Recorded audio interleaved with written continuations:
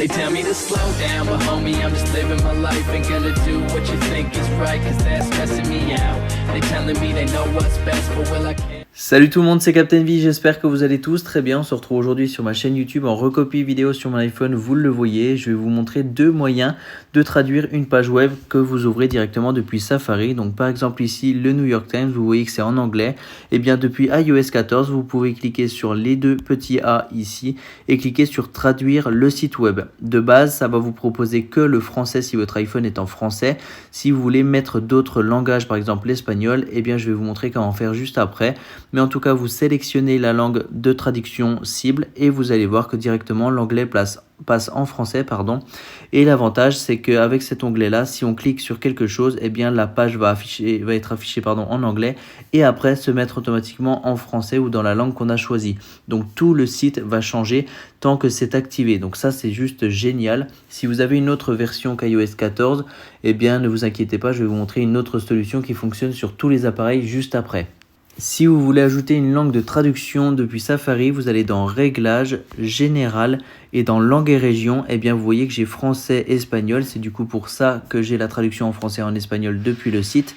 Si vous cliquez sur ajouter une langue, vous pourrez bien sûr ajouter d'autres langues. Moi je ne vais pas le faire car ça redémarre tout simplement l'enregistrement vidéo et je ne peux pas filmer ça. Mais en tout cas, vous ajoutez ce que vous voulez et vous laissez votre iPhone en français et ça fonctionnera très très bien. Maintenant, je vous montre la traduction. Si je veux changer et mettre tout simplement la page d'origine, eh bien directement, on a la possibilité de le faire.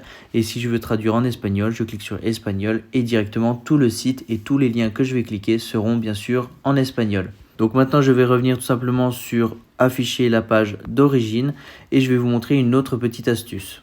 Le deuxième moyen que je vais vous montrer pour traduire une page internet depuis Safari, il va falloir télécharger une application. C'est moins pratique, vous allez le voir, mais en tout cas ça a le mérite d'exister. Ça fonctionne sur tous les appareils Apple et toutes les versions d'iOS. Donc ça c'est vraiment bien, c'est compatible avec tout le monde. Vous allez venir sur l'App Store, chercher l'application gratuite qui s'appelle Microsoft Translator. Vous cliquez sur télécharger puis ouvrir.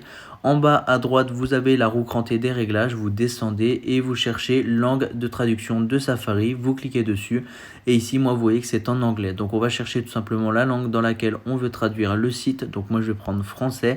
Je reviens en arrière, puis terminer. Ensuite, vous allez dans Safari avec une page en anglais. Vous cliquez sur le bouton partager. Vous venez ici dans Translator. Et ensuite, eh bien, vous voyez, la page se traduit en français. Donc là, c'est bien en français, il n'y a pas de souci. Donc si vous avez un article long à lire, toute la page sera en français. L'inconvénient, eh bien, c'est quand on va cliquer sur un onglet, eh bien, la page va se remettre dans le langage de base. Et il faudra à chaque fois cliquer sur partager Translator, même si c'est pas long.